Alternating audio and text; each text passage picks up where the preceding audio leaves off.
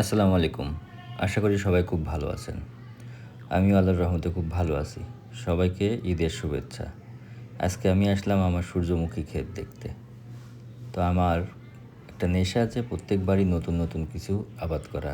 যেমন গত বছর আমি ওটস বা যব আবাদ করছিলাম, যেটা খুবই সফল হয়েছিলাম আমার এলাকায় প্রথম। মানুষ দেখে খুব অবাক হয়েছিল। তো এবার ইচ্ছা ছিল নতুন কিছু করা। তাই এই যে জমিটা দেখতেছেন, এই জমির মধ্যেই আমার ওটস ছিল। ওটসের ভিতরেই আমি পরীক্ষামূলকভাবে 250 গ্রাম সূর্যমুখীর বীজ নিয়ে বপন করে দিয়েছিলাম। সেই ওটসগুলো গরুকে খাওয়ানোর পরে এই যে সূর্যমুখীগুলো এখন দেখতেছেন আল্লাহর রহমতে অনেক সুন্দর হয়েছে। এই সূর্যমুখীগুলো বপন করে দিয়েছিলাম এবং এগুলো খুব সুন্দরভাবে বড় হয়েছে এবং এখন সব এই সবুজের মাঝে দেখেন হলুদ কত সুন্দর সুন্দর ফুল, এই ফুলগুলো ফুটে আছে।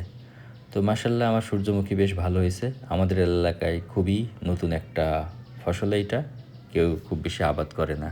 তাই এটার একটা বিড়ম্বনাও আছে। মানুষ এই ফুল দেখলে এটা জানে না যে কী করতে হয়, তাই ইচ্ছামতো ফুল তুলে নিয়ে যায়। পাহারা দিতে হয় সব সময় এবং ছোট বাচ্চা কাচ্চা এখানে আসলেই আমার পুরাপুরি ফুলের বাগান একদমই মনে করেন যে ভেঙে তছনছ করে ফেলে। ফুল উঠে নিয়ে যায়, চুরি করে নিয়ে যায়। আবার এইখানে তো বর্তমানে বোঝেন তো টিকটক এবং সেলফির বহুত যে আবদার, সেলফি এবং টিকটকাররা আমার এই বাগানে এসে মোটামুটিভাবে ছবি তুললে কিছু না, কিন্তু উঠায় নিয়ে যায়। যাই হোক, সবাইকে আল্লাহ হেদায়েত দান করুক, বোঝার তৈরি।